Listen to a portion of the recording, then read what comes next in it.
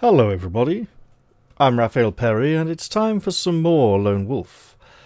And in this episode we're going to continue Book 4, The Chasm of Doom.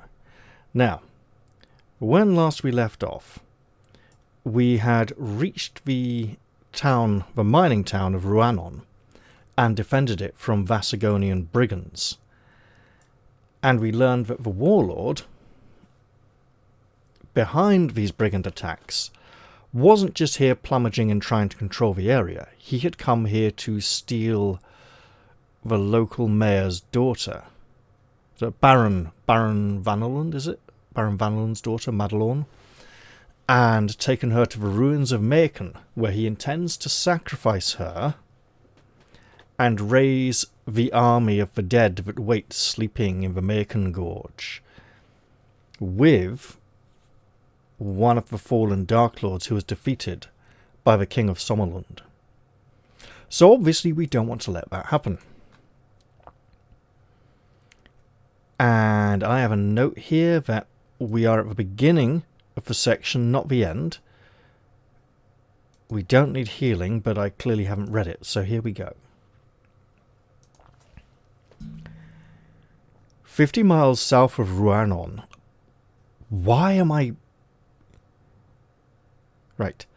50 miles south of Ruanon, the ruined city of Maken teeters on the brink of Maakengorge. A cold sweat breaks out upon your brow as you contemplate the difficulty of your mission, for you are separated from your goal by 50 miles of enemy-held territory. But there is still a flicker of hope. With the enemy in confusion and retreat, your chances of success will be far higher now than before battle. Before the battle? Before you set off on your perilous mission, Captain Duval offers you the choice of the following equipment and provisions. If you do not have a backpack, you may choose or assume here that you are outfitted with one by Captain Duval. Enough food for 3 meals.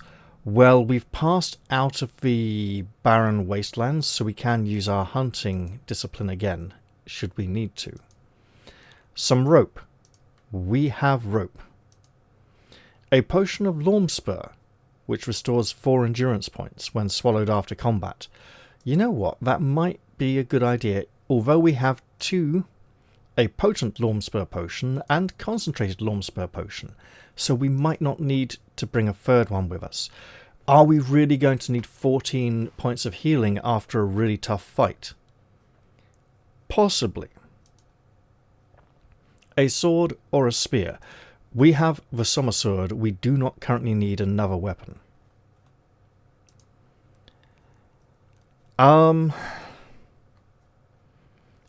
We have a spare torch from the mine, not the one we picked up and used in the mine, and a tinderbox. We also have the fire sphere from Cult, which we can blatantly use should we need light or flame. So do I ditch these 2 items in order to take another healing potion? I think I won't. I think I'll have a reasonable amount of confidence in my current possessions, and we'll see how it goes.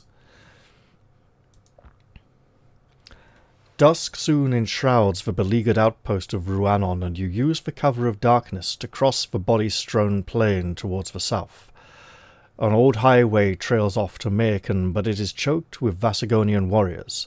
They stand about in sullen groups, tending their wounded and brooding on their defeat.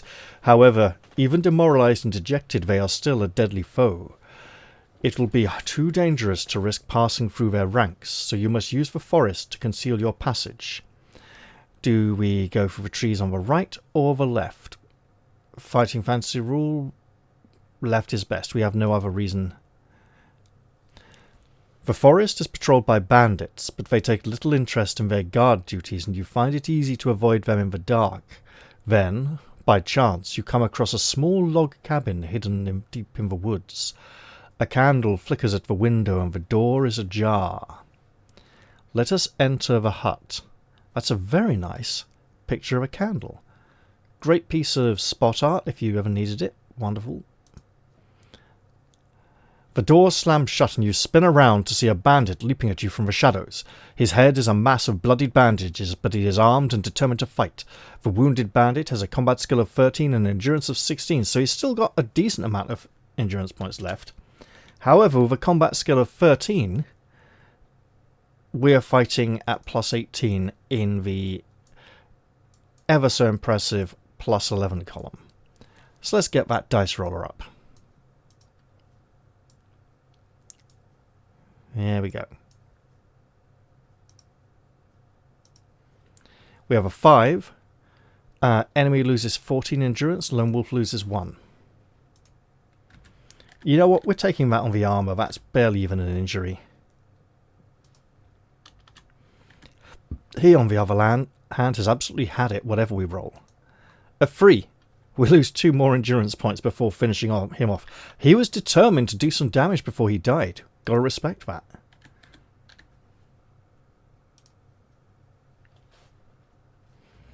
He fights you with his back to the door and you cannot evade him. That's okay, we didn't particularly need to.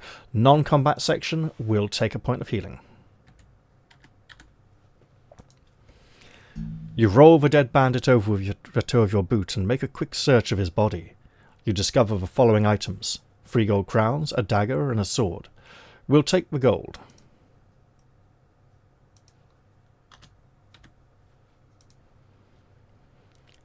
As you are leaving, you notice a trapdoor in the floor. Opening it, you see that it leads down to the cellar of the building.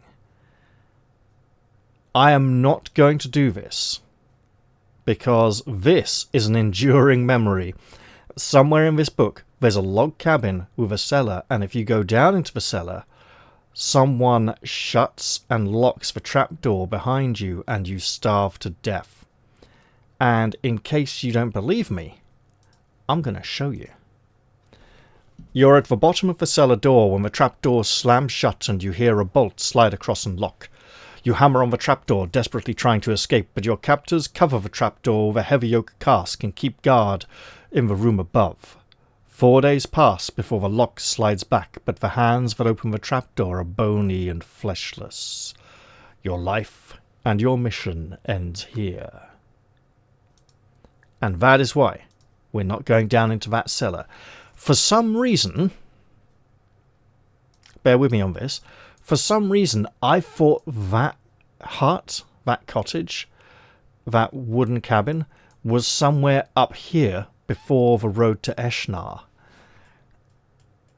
And the skeletal hands didn't make a lot of sense until later on arriving at Ruanon and learning of the plan to raise an army of the undead.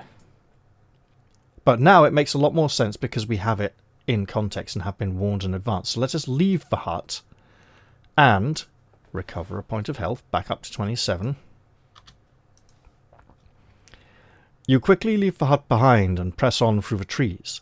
By morning you have reached the edge of the forest. Staring out across the field of tall crops, you see a small village lying at the base of a shadowy valley.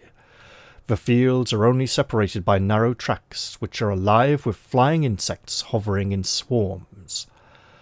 You are walking along the track when you suddenly spot bandits ahead. They are wandering idly up the track towards you, their spears slung over their shoulders. And here we have a lovely picture. Look at that now. That's great. We got the clouds in the sky, lots of clouds. Clouds of insects, which could be quite unpleasant. Vasagonian brigands. We do not possess an onyx medallion because in the previous episode we went into the mines near Eshnar. What we should have done is go into the mines on the road to Ruanon, where we could have found a bronze or brass key and a silver key. The silver key would have got us into the room with the holy water, but it would have killed off our rangers in a really boring pit trap incident where they just all die in a sentence. And it feels rushed and lazy compared to the other ways in which they are dispatched and removed during the adventure. it's almost as if we're supposed to experience all the good ways they die, and then it's just like, oh yeah, they're dead here too. You're on the you've experienced all the other ways. Now we're just going to skip past that because you know it's going to happen. And then the holy water would have been fun when we got to the ruins of Maakengorge. The Onyx Medallion is possessed by a Vasagonian warrior who rides upon a giant bird during the assault on Ruanon, and during the entire battle there is no mention of the giant bird or its rider unless you run to that watchtower and get inside and go up to the roof, and then it appears and attacks you. And it's so forgettable that it's hard to remember that it's even in the adventure, except for the fact that Mongoose loved it so much that they put it on the cover of their edition of the book, and it was very easy to look at their book and go, is that in the book? I don't remember that, you know. So yeah, and we would have had to go up the tower, fight the bird rider, and then claim the Onyx Medallion. There's a few places where it's useful, but we do not have it. Even so, if you have the Kai discipline of camouflage and have reached the Kai rank of Guardian or higher, I'm pretty sure we have, because we've reached the maximum rank available to us at the moment.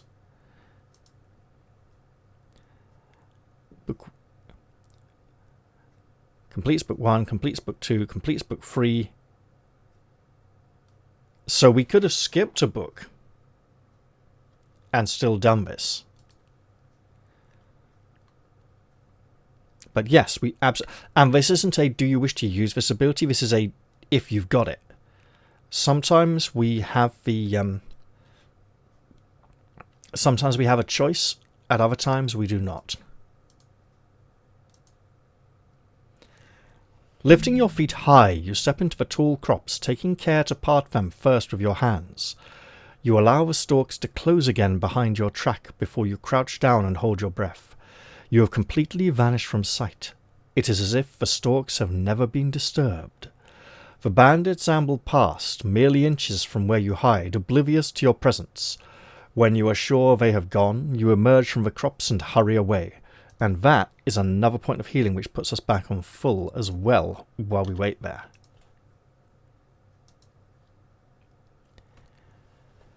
You bypass a village with orange wood cabins and stone walls and climb through the tall fields towards the wooded ridge. Beyond the ridge, you enter thick forest and discover a bubbling freshwater stream.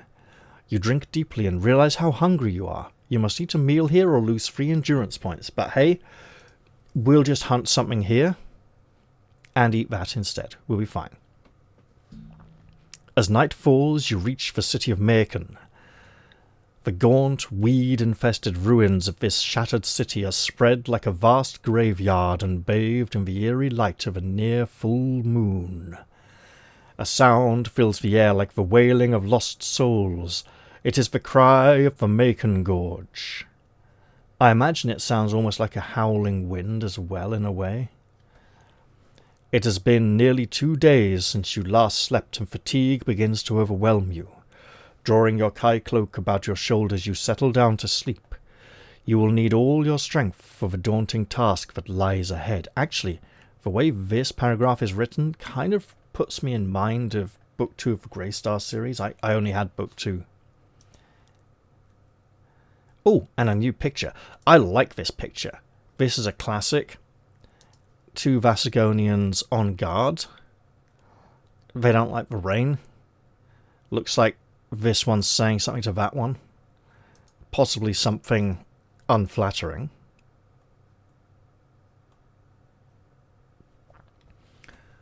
Dawn arrives, rain-swept and gloom-laden. A pall of drizzle hangs over the ghost city, and the gruesome discord of the wailing winds of Maakengorge makes you feel uneasy. You watch and wait, your Kai cloak drawn close about your shoulders to keep out the chill, damp air. It was here, during the age of the Black Moon, that King Ulnar of Sommerlund killed the mightiest of the Dark Lords, Lord Vashna, in mortal combat upon the very brink of the abyss. The Dark Lord was slain by the Sommersword. It is said that his death cry when he fell will echo through the gorge until the day he rises to wreak his vengeance on Sommerlund and the house of Ulnar. Your stomach contracts at the thought of this. Your stomach contracts at the thought that this could be that very day. For 5 hours you observe and take in every detail of the ruined city. The first line of the strange verse keeps repeating itself in your mind. When the full moon shines o'er the temple deep. The temple must be underground, and there must be an entrance to it, but where? You study every crack in the broken ground and eliminate all but 2 possibilities. A crypt door guarded by 2 Vasagonian warriors, and a flight of marble steps descending into the earth between 2 columns of fractured pillars. Now, we could go and approach the Vasagonians. We have camouflage, but we don't have a good disguise, so we'd have to speak to them from a distance around a corner or something. And they might raise the alarm. If we had the Onyx Medallion, we would be able to bluff our way past these guards. Without it, we may have rather more difficulty. Or we could just head down the unguarded marble stairs. Now, what is not entirely apparent here is that these 2 locations are relatively close together and are separate entries to the same location. So we will take the road less travelled. Look, if they're not guarding it, there's probably a very good reason why they aren't guarding it, but it's the way we're going to take. I know what I'm doing. The rain and the gloom hide your approach, and you reach the marble stairs unseen. The steps are overgrown with mould and weeds, but a path has been trod through them, leading into the darkness of a huge underground vault. If you possess a torch and tinderbox from your backpack, hey, it's first on the list, and it's not a if you want to use these, it's just go do it, right? The torch burns fiercely for just a few seconds before it sputters and dies. You try to relight it, but it is hopeless. It simply will not burn. If you possess other torches in your backpack, you will also discover that for some mysterious reason, they will no longer light. You do not need to erase any torches from your action chart in this instance, but I probably won't need them after this book. We do possess the fire sphere, which will burn in any conditions, especially when an ice demon is blowing its icy gales. And here's another picture that I remember seeing first in Advanced Hero Quest. You break open 2 halves of your cult fire sphere, and hold the flaming hemispheres high as you advance deeper into the vault. You gasp as you spot a hideous black-skinned creature perched on a rail near the ceiling. Dull, satanic eyes follow your every move, and its mouth opens and closes, shouting silent curses. Suddenly it glides down from its perch and attacks. Do you possess the somersault? If not, it's an auto-kill. Fortunately, we do possess it, and here we are informed the somersault is a special item for the first time in the entire series. Also, I find the use of the word satanic interesting. This would be an alien concept to the inhabitants of Magnamund. So this is written, it pulls the player out, it's a bit of a disconnect, it's written for the player's benefit rather than anything else. We do possess the somersault. The creature is flooded by the golden light of your sword. A look of horror crosses its ghoulish face, and it hurls itself upwards to avoid your sword blow. You brace yourself for another onslaught, but it never comes. Your silent attacker has escaped into a fissure in the ceiling. Sheathing your sword, you prepare to continue. You notice a low portal in the vault wall, leading to a long and narrow corridor. We can continue along this long and narrow corridor, or leave the vault and attempt to enter the temple via the guarded crypt door. We will continue along this corridor. We don't want that thing coming and attacking us as we try to go back outside or something. The corridor ends at a flight of steps that descends 100 feet into the earth. At the bottom, a short passageway leads to a junction where a tunnel runs from north to south. To the north, you can see a torchlit cavern with what appear to be observation slits carved into the wall. To the south, a passage leads towards a low balcony.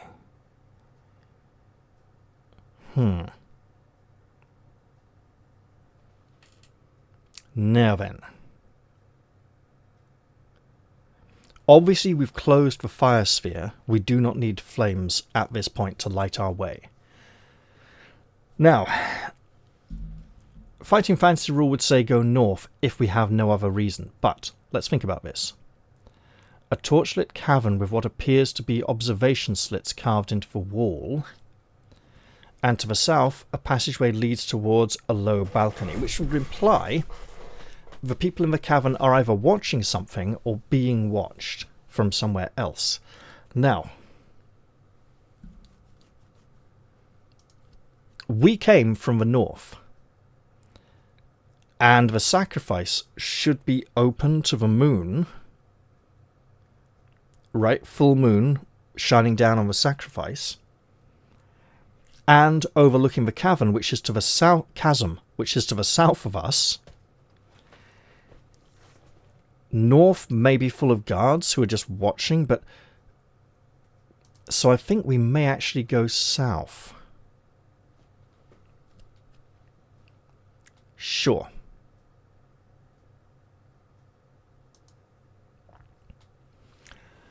An empty feeling grips your stomach as you stare upon the altar and inner sanctum of the subterranean temple.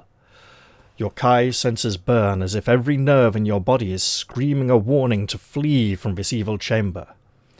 Huge braziers of molten metal encircle a black altar upon which lies fair Madelon, the daughter of Baron Vanelund. She seems to be entranced. Her breathing is slow and shallow. Beyond the altar lie two massive doors, a gigantic skull engraved upon their black stone surface. Out of your view, another door opens, and a procession of red-cloaked priests enters the temple. Their heads are covered, and they each carry strange amulets of black stone. That's why we would have been able to trick our way through with the onyx medallion, no doubt. Out of your view, another door opens, and they file past the altar, depositing the amulets in a circle around the young girl's body, and then file out again in total silence. Then you hear the sound of a distant drumbeat. It grows louder and nearer. The measured steps of steel-shod boots resound in its wake. Baraka is approaching. Let's get this one open as well. Now, something about this image reminds me of Vonatar's tall, hooked hat, which looked more like something from Finland or Lapland. This looks almost Tibetan, in a way. There's a particular style of Tibetan priest hat that they don't all wear. Not all the monks get to wear it. There's specific orders. I know there's one that looks like a big crest, and there's a few different shapes. This is like the old, is it the Bonpo Tibetans? The old bloodthirsty sacrificing version of Buddhism that was banned by all the other Buddhists. They banned it. It's a forbidden. I'm not sure it is Bonpo. I can't remember, but there's an old evil version of Tibetan Buddhism that is banned and forbidden among the other worshippers. I wish I'd actually gone and checked. I could have probably asked my father, actually. He's quite knowledgeable on Buddhist stuff. Should have asked him before he went to bed. Anyway. Baraka carries the stench of death and decay about him. He strides into the temple, his boots of Gorgaz hide covering both legs and feet, and slams shut the huge stone door with frightening ease. If he's got boots made of Gorgaz hide, even if he didn't kill the Gorgaz himself, or possibly even one Gorgaz for each foot, he's still a powerful man with many resources. He's also incredibly strong and can shut the huge stone door on his own. He stands in silence before pushing open the huge black doors engraved with the menacing skulls. Suddenly, a gale-force wind sweeps through the temple, and your ears are filled by a terrible scream. Beyond the open doors, a pier of stone juts into the abyss of Maakengorge. You are staring into the Chasm of Doom. Sounds like an Indiana Jones film, but less shit. Sorry, my only real experience of Indiana Jones is catching a few scenes out of context. Something with Nazis in a tank driving close to a wall. Robert, what's his name? Playing a very old crusader. And saying, "You've chosen poorly, you've chosen wisely," and the cup of a carpenter.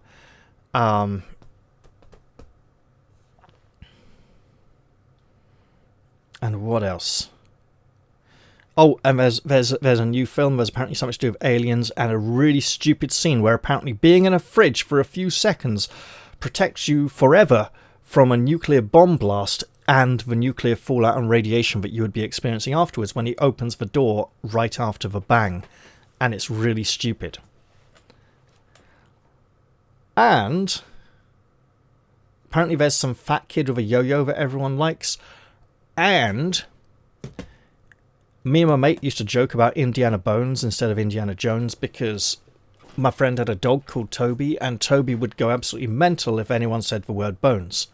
So we would talk about Indiana Bones and the Temple of Toby, because Toby would go mad and destroy all the bones. Right. I did not mean to click on that. There we go. Baraka carries the stench of death and decay about him. He strides into the temple, his boots of Gorgaz hide covering both legs and feet, and slams shut the huge stone door with frightening ease. He stands in silence before pushing open the huge black doors, engraved with the menacing skulls. Suddenly, a gale-force wind sweeps through the temple, and your ears are filled by a terrible scream. Beyond the open doors, a pier of stone juts into the abyss of Maakengorge. You are staring into the Chasm of Doom. Oh, and also Odeon Cinema used to have a trailer they played before they played the film. That was an animated trailer that featured someone who I believe was probably Indiana Jones standing on a rope bridge, flicking his whip at some bunch of tribal-looking cultists on the other side.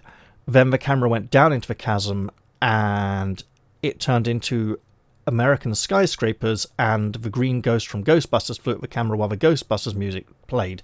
And then through the ghost, it transformed into a third scene. I can't remember what it was, but it was like just showing off all the kind of, hey, you can see all these things here sort of thing.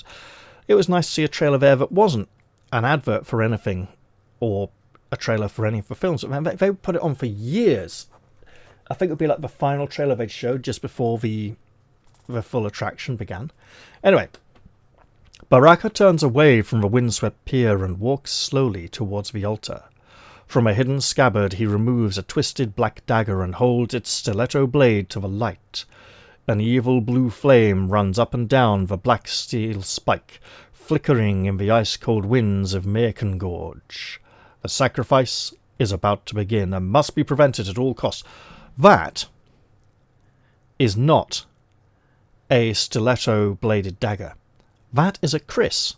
A kris has the wavy blade, as does the flamberge, which is a two-handed sword with a wavy blade.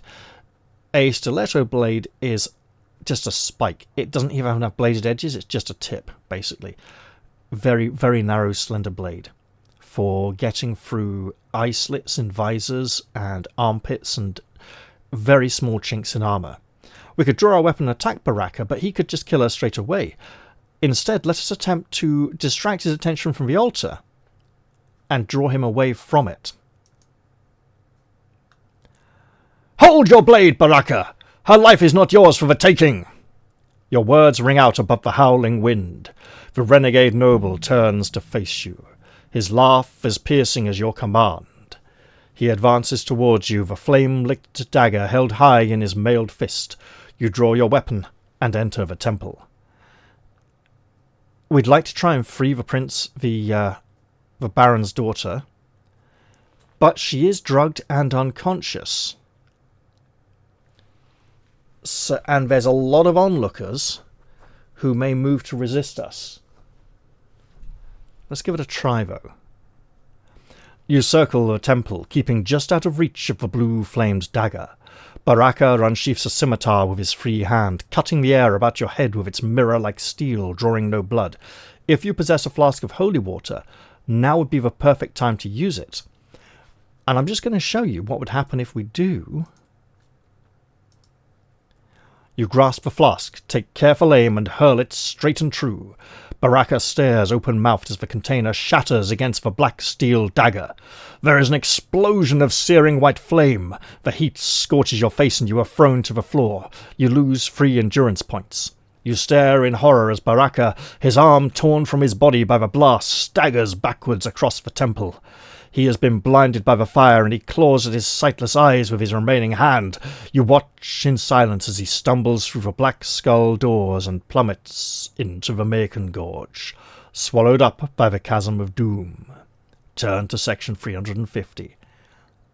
And the black steel dagger survives that explosion. However, we do not have the holy water. We missed it earlier on by taking the road to Eshnar. So instead we're going to have to engage in mortal combat. Round 1. Fight! You're in combat with Baraka, renegade noble of Vasagonia. You cannot evade the combat and must fight to the death. He is a formidable warrior who possesses great strength of will and he is immune to Mind Blast. Baraka has a combat skill of 25, which is pretty high, and an endurance of 29.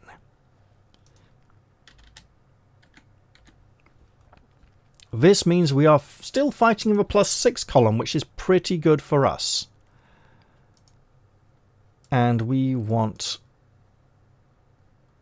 +6. Just line that up there.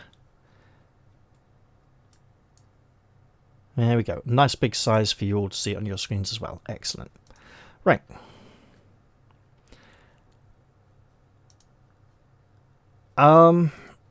It's just luck of the dice now, I'm afraid, so we'll just see how this goes. We roll a 10. Enemy suffers 18 damage, Lone Wolf suffers none. We got a really good start there. So he's showing off, cutting the air with his scimitar, trying to intimidate and appease us, and threatening with the dagger. And we just, lunge straight in there, spearing him in the chest for a really nasty wound, and then we roll again. A 6. Enemy suffers 12 damage, Lone Wolf suffers 1. So again, just a chink on the armour, Maybe glances off a mail link and ever so slightly rips the outer surface of our padded leather waistcoat, showing a little bit of the lining. Not the lining, the stuffing, the padding. The lining's fine, it's on the inside. But wow. 2 rounds of combat. That was brutal. As Baraka dies, the wind suddenly rises in pitch and intensity, filling the temple with a mournful cry of despair. You feel the chill, malevolent spirit of Dark Lord Vashna engulfing you in an icy embrace, but you sense that he is powerless to harm you. The sacrifice has been foiled. He is doomed to lament for a victory that might have been. Lying on the black temple floor is the dagger of Vashna. As you pick it up and tuck it into your belt, mark it on your action chart as a special item. I'm pretty sure that it wasn't described as a special item in the original book, but then they do have different versions up, so I think it might have been later defined as a special item, because I'm used to the silver bow from book 8, the dagger of Vashna, and the summer sword all being weapons and only being able to take 2 at a time. However, I'm going to pop this right up here because it's an important one. which we cannot allow to fall into the hands of evil again. As you pick it up and tuck it into your belt, the evil blue flame flickers and dies. As long as you possess this evil blade, Dark Lord Vashna and his legion of dead warriors will remain imprisoned in the Chasm of Doom. You free fair Madelon from the altar and carry her through the corridors of the temple that lead up to the surface. As you emerge into the moonlit ruins, an astounding sight greets your eyes. Baraka's warriors are running from the ghostly city in all directions, closely pursued by an army of cavalrymen. The light of the full moon and the guttering torches that these horsemen carry illuminates the sun crest that bedecks their tunics. Word must have reached Holmgard, for they are the Somlending army, led by King Ulnar himself. Your countrymen praise your courage and daring, their strident cheers drowning the cry of Maakengorge, for once again you have proven yourself a true hero of Sommerlund. As you deliver Madelon into the waiting arms of her father, his overwhelming joy fills you with a sense of great achievement. You are indeed worthy of the title Kai Lord. You have succeeded in your perilous quest, but the epic saga of Lone Wolf, last of the Kai Lords, is far from complete. A new and deadly challenge awaits you in Book 5 of the Lone Wolf series, entitled Shadow on the Sand. And this is another double-page illustration. I remember this being replaced in the Mongoose version by a picture of King Ulnar holding the slowly recovering Madelon amidst the ruins. And they were both standing very still and static. It didn't look very good. I mean, here we see a terror-stricken Vasagonian warrior fleeing in panic as the army emerges in front of the ginormous full moon. Well, there we have it. We have freed the town of Ruanon. We have discovered the fate of the cavalry unit that was sent down here previously to find out what was going on around the town of Ruanon. And why am I turning into Jonathan Ross? Is it the lateness of the hour? It's Ruanon, not Wuanon. For goodness sake. I do remember Jonathan Ross making a joke about the Lord of the Rings, The Return of the King. And he said, maybe next time they'll make a film with less R's in the title. And everyone in the audience who was familiar with his speech impediment knew exactly what he meant. Oh dear. That's right. His wife's a massive World of Warcraft fan. She plays it religiously. I mean, I think they're still married. Anyway, so, we have travelled southwards to the southern edges of Sommerlund. It's very easy to forget that this region is Somlending territory. Cassion might even belong to Sommerlund, although I have my doubts. I imagine the Makenmire Swamp may be a bit of a border between Sommerlund and Vasagonia. Kadan sounds like it might almost be a Somlending name. Lujar might not. And when we're getting to places like Ferufazan, actually, Cassion is... Look at the style of the building. So Cassion, Yakar, and Ferufazan and Kuchek are all Vasagonian. Lujar is a Somlending village. Yakar a Vasagonian village. The art style changes for the archaeology. So we know the border is literally Kuchek, a bit hard to tell. It might be a bit of a cultural melting pot. So anyway, Vashna, one of the more memorable of the Dark Lords, has been defeated without us even having to meet him. I believe he is one of the available Dark Swords in the Dark Lords in the board game. Dark Swords. That'd be a... I never read any of the Dark Sword novels. They were on the bookshelves in the bookshop at the time when I was getting into the Dragonlance novels, but I never progressed onto the Darksword novels. They didn't seem quite right somehow, and I thought maybe I can get to them later. The cover pictures gave the impression that the one person with the Darksword was all important, and instead of being a group of heroes, it would be just one person who might not even be that heroic of an individual. Might even be an Elric ripoff, for all I know.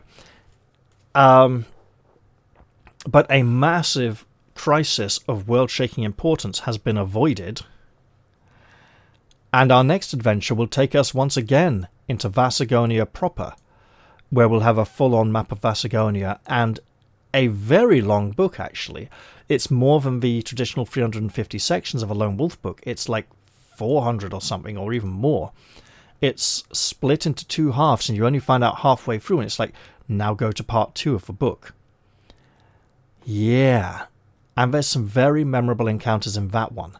And I do recall enjoying using mind over matter near the beginning of that book.